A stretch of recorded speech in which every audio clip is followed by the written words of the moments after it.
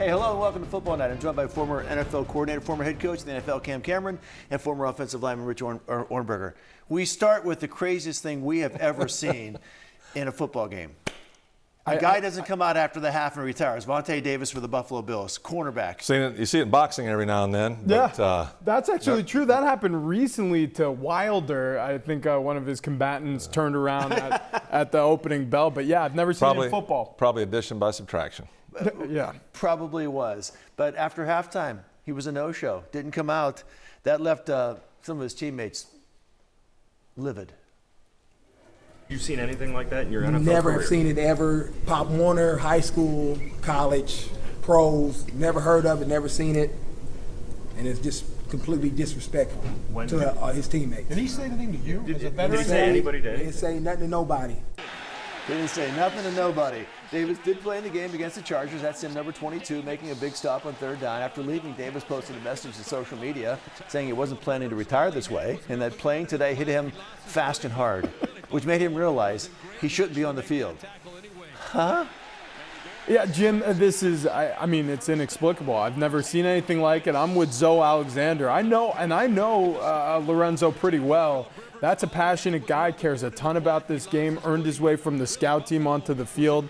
And for him to speak that passionately and honestly, that's what he's reflecting the thoughts of that locker room. Yeah, it pretty much sums it up.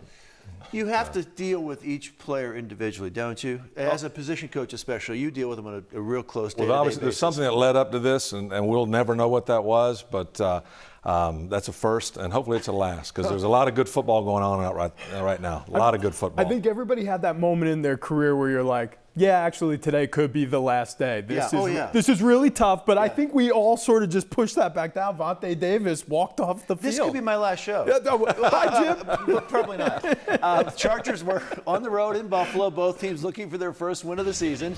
The Bills start rookie quarterback Josh Allen after Nathan Peterman got hammered last week by Baltimore. At age 22, he's the youngest quarterback starter for the Bills since 1969, a long time ago. First quarter, Buffalo 3rd and 7, Josh Allen shotgun. Then he wasn't in shotgun. He was on the ground. Chargers rookie Uchenna Nwasu came in and sacked him. So, I mean, it's tough, Cam, for a young quarterback to make his reads and do all that kind of stuff. You know, the Chargers counter with the running game. And you're right, especially in the first half, but when you go back and look at it, I think the Bills are going to feel a little bit better. There's some wow factor in this kid. Yeah. Believe me, trust me when I tell you, he just needs some time. Melvin Gordon didn't put up great big numbers, but he got it done. He got in the end zone 3 times. That's fun to block for. When you're an offensive lineman and you have a running back with big playability like that, that's a ton of fun. And you could see it. The O-line is meeting them in the end zone. It's high fives and hugs, and Rivers was all fired up. That's when you're rolling. So the Bills were able to somewhat make it interesting, but they never really got it. Well, you know, Philip said after last week's game he felt great about this season. Well, if you look at the first half, he's right. And maybe we let it play out a little bit longer. But I think they got the right team at the right time. LA's coming off a loss, and now we get better in 1 week. Kazir White with the interception there. Final score, Chargers 31, Bills 20. So the Chargers look very good. For more on them, the first win of the season and the big plays by young players, here's Derek Togerson. All right, thanks, Todd. Another key division matchup today had the Raiders on the road in Denver. The Broncos got a big game from rookie running back Philip Lindsay. Philip Lindsay, raised in Denver. He attended Colorado. He's a Buffalo. 107 yards rushing on the day, 53 of them in that burst, but the Broncos were shut out in the first half. Marshawn Lynch scored here. Raiders led 12-0 at halftime. Yeah, 12-0. Lynch was held to 65 yards rushing on 18 attempts. It was 19-10 Raiders after 3 quarters. Game over. No. Case Keenum led the Broncos back. How about Case? You know, he's a phenomenal player last year in Minnesota's pick up right where he left off. The scary part for the Raiders, I don't think Carr can play better than that. Interesting, and then after scoring, he led them down the field again for the game-winning field goal by Brandon McManus. 36 yards. Broncos win it by a score of 20-19. Very impressive. Very impressive. The Oakland Raiders are proving themselves to be a first-half team. They did this against the Rams in their opening game. They played the first half and kind of folded up the tent, and that's what happened Mile High. Is it a coaching change situation where they're getting off to I think Derek Carr is having a little difficulty. They're maybe 2 quarters, 2 or 3, 4 plays from being 2-0. So I think it's still early. But is it? Do you think it's because of a coaching change? Well, most people would say it's helped. You know, I mean, it definitely looks like he's capable of running this offense, but for some reason, when the game goes on and progresses, whatever wrinkles they're adding at halftime as far as the adjustment goes, the whole offense is struggling with it because he's not as sharp. The whole offense isn't as sharp in the second Well, that half. was surely the case the other night, but today, what is he, 29 out of 32? I mean, it was the stats were phenomenal. Interesting. Let's talk about Chiefs quarterback Patrick Mahomes. He threw 4 touchdowns against the Chargers last week. He continued to stay red hot today against Pittsburgh. Mahomes threw 6 more touchdown passes through the first 2 weeks of the season. He now has an NFL record 10 touchdown passes. Ben Roethlisberger kept it interesting. He tossed 3 touchdowns. But Mahomes and Kansas City came out on top 42-37. They are now 2-0. And Mahomes, the second-year quarterback, is making it look these were easy. legit touchdown passes. These weren't shovel passes. Oh, that's right. Those stats. But he's, again, we talked about him last week. This kid is awfully good player. It's going to be interesting when the weather turns and games get tighter. We all can't wait to see if he can play. He throws a fastball, too, and his receivers are catching him. Yeah, he finds the tight windows, and the touch throws are working out well. He had an over-the-shoulder throw to Kelsey right on the money. It required a little bit of a deft touch over the top. Yeah, he completed an outside 9, an inside seam 9, an 8 route, and then he always picks up. Andy always give a guy a couple garbage 2 or 3 touchdowns. Incredible. Last week, Tampa's Ryan Fitzpatrick threw for over 400 yards and 4 touchdowns against the Saints. He did the same thing today against the Eagles. First play of the game, Fitzpatrick went deep to Deshaun Jackson for a touchdown. He heaved it. Wow. 75-yard pass. Later, Fitzpatrick hooked up with O.J. Howard to give the Bucs the lead. It's magic, is what it is. It feels like 2013. Deshaun Jackson is filling up your box score for Fitzpatrick. Decision-making position. You're going to hear me say that a lot. He's a great decision maker, and they do a great job of scheming that secondary. You can see already, Jim. I mean, it was leadership really is what this team has been lacking. I don't know if Jameis doesn't have that or Ryan has a ton of it, but these guys are playing comfortable and confident, and Ryan Fitzpatrick is at the helm of all of it. And no substitute for accuracy, too. Jameis hadn't been the most accurate guy. That's true with Mahomes, too. If you go back to that young quarterback, and these guys are putting it right on the money. So Fitz Magic, they're calling it. Bucs 27-21 over the Eagles. Aaron Rodgers was nursing a sprained ACL and deep bone bruise heading into the Packers game against the Vikings. He still played. Rodgers got help from his special teams early, midway through the first quarter. Packers blocked a Viking punt. Josh Jackson scored for the Packers. Yeah, well, when you have an injured quarterback, you're asking a lot of your defense and special teams. Let's make some complimentary plays. You got one there early. Kirk Cousins, how about this? Packers led 23-14. Cousins finds Stephon Diggs for a touchdown. Final seconds of regulation, Vikings trailing by 8. They needed a big play, and Adam Thielen delivered. He pulled an Aaron Rodgers in his own stadium. But how about Mike Zimmer calling the timeout? There it is. There you go. Oh, Ice Crosby. That was probably the play of the day. So in overtime, the Vikings looking for that 35-yard field goal to win, but Daniel Carlson's kick was no good. Final in Green Bay.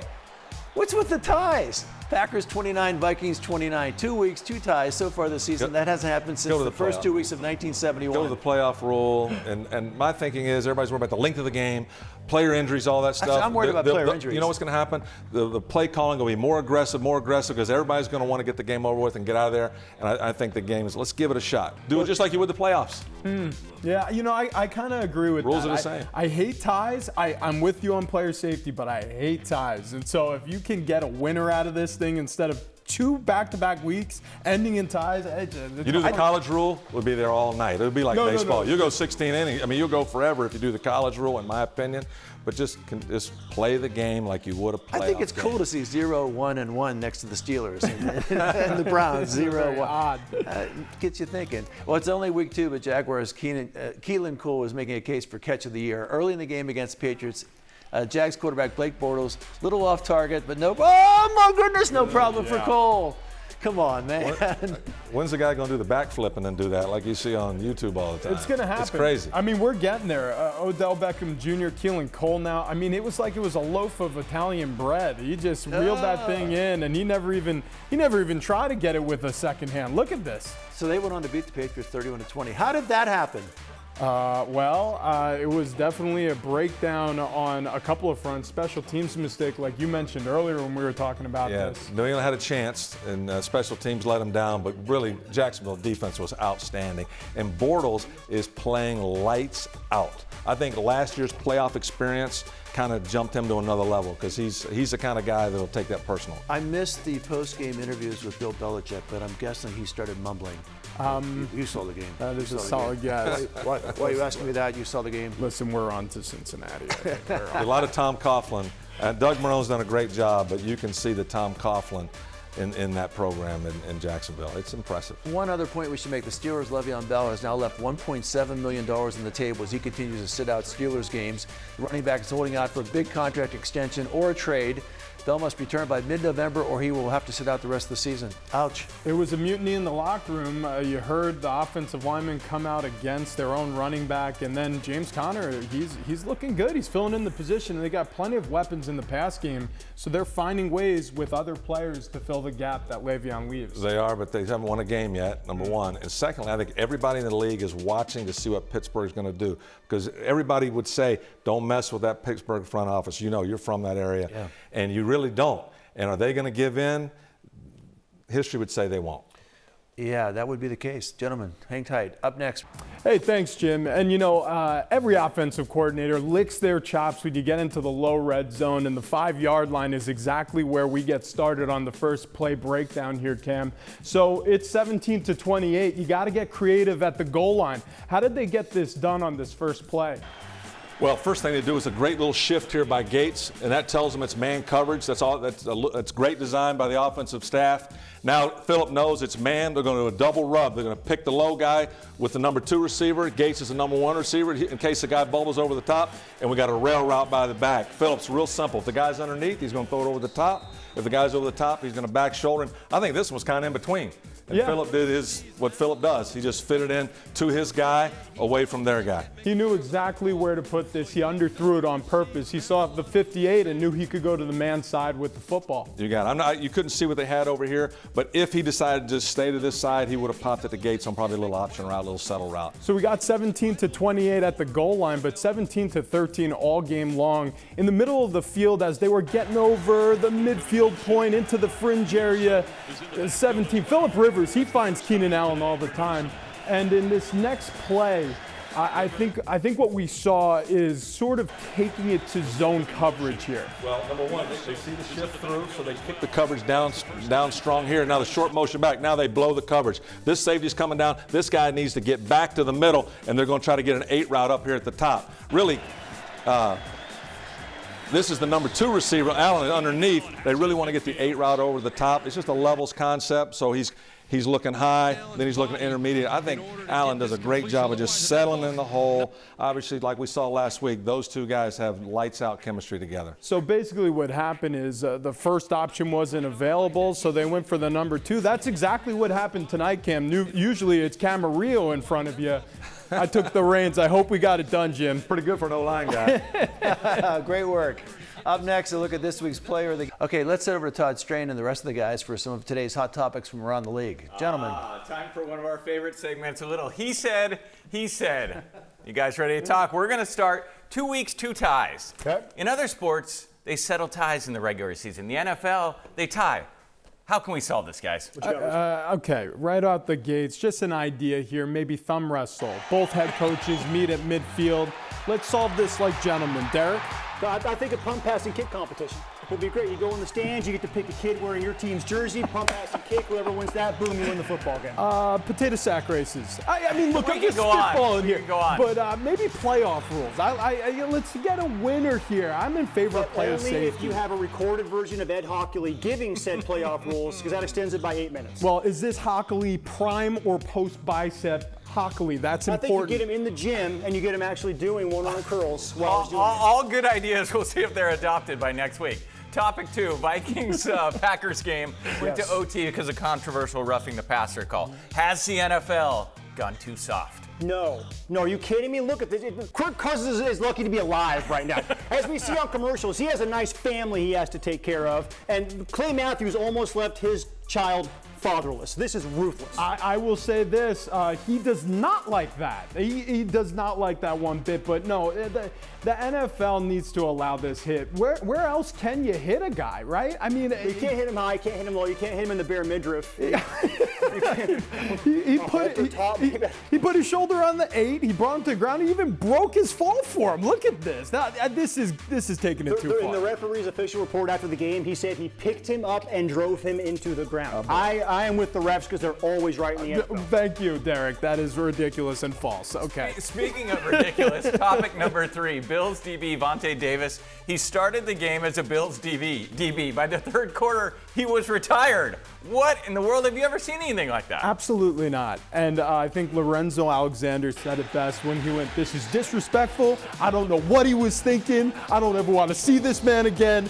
I mean, Derek, have you been covering sports forever? How often do you see a guy quit mid-game? I've never seen a guy. I mean, I've seen people give up in the game but not retire mid-game. I mean, I don't blame the guy. All right, he's playing on a defense that had given up 60 points in 3 halves of football. This is his 10th year in the league. He's like, you know what? I'm too old for this stuff, man. I'm done. You can't blame him for a team as dysfunctional as the Bills. Now, I will say though that maybe it looks bad on him because they threw for 178 yards with 3 touchdowns in the first half with him. 78 yards, no touchdowns without him. So he did the Bills a favor. You know what? Question remains: who's throwing the retirement party? That's my party at your house. It's got to be Phillip Rivers, right? I believe that's the correct answer. I don't like how this he said segment went, so I'm retiring. See you later. I'm out of here, lads. I retire. That's a wrap. Back to you. We're out. Amazing. Our analysts have some final thoughts. Beyond that, I get the last word. That's next.